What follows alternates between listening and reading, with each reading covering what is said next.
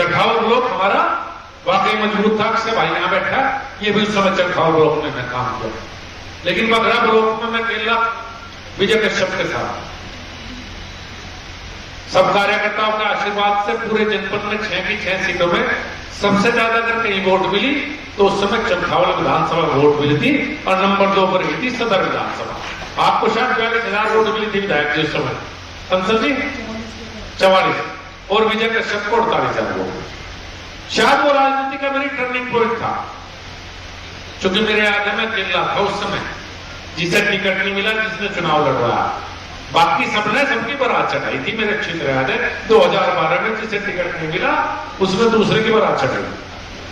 मैं अकेला कार्यकर्ता था जी, मुझे नहीं पता था अगला टिकट मुझे मिलेगा नहीं मिलेगा, लेकिन मैं था विजय कश्यप के साथ, दिल से था टिकट मांगने के बावजूद। मुजफ्फरनगर दंगा हुआ, अकेली भारतीय जनता पार्टी जमीन पर थी, कोई पार्टी जनता के साथ नहीं थी। उसमें भी जितना प्रयास हुआ लगातार सबके बीच में रहा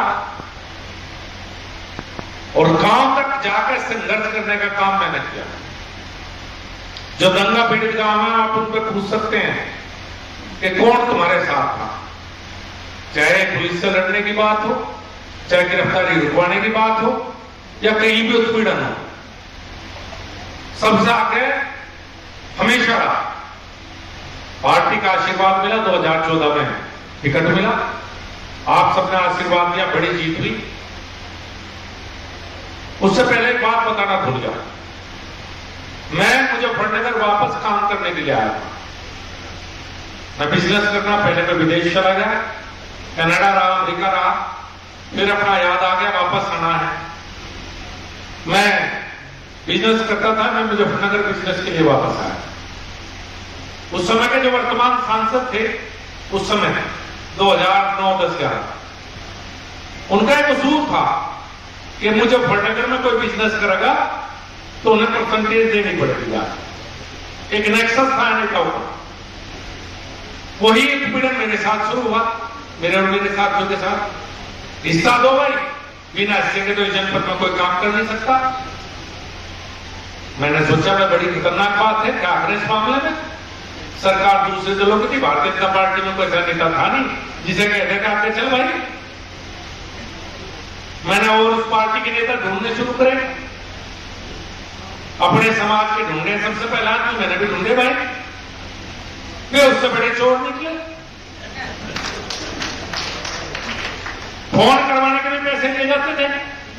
मैं बड़ा पीड़ित रहा, कभी फर्जी मुकदमे, कभी कुछ। मैं उस पूर्व सांसद को कह के आया था, मैं तेरी बुद्धि ठीक कर दूंगा, राजनीति करूंगा, इसलिए की राजनीति साफ करनी।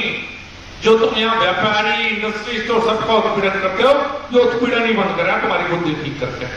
इस वजह से राजनीति में आने का उस समय निर्णय लिया था। मैं आपको बोला, ना जनपद में सड़कें थी, ना बिजली थी, माहौल ठीक नहीं, एक अजीब सा तनाव जिले में रहता था। 2014 में आप सबने सांसद बनाया, मोदी जी का धन्यवाद, उन्होंने पहली बार का सांसद को मंत्री बनाया। और मैं सबसे कम उम्र की स्मृति ईरानी थी, नंबर 2 में था जब 2014 में मैं केंद्र सरकार में मंत्री। और मुझे इस बात को मेरे से कोई नहीं छीन सकता कि आपके आशीर्वाद से मुजफ्फरनगर में जन्म लेने वाला मैं पहला व्यक्ति हूं जो केंद्र सरकार में आपका आशीर्वाद से मंत्री बना। मेरे से पहले सौभाग्य किसी को मिला और कोई राजनीतिक पृष्ठभूमि नहीं मेरी, आम किसान परिवार से, कोई राजनीतिक पृष्ठभूमि मेरी नहीं थी। 14 में जब बना, बहुत खराब हालत के साथ, याद होगा, मुझे बताने की जरूरत। फोकस रहा कि जनपद के कानून व्यवस्था बेहतर हो और विकास। 10 साल आपने मुझे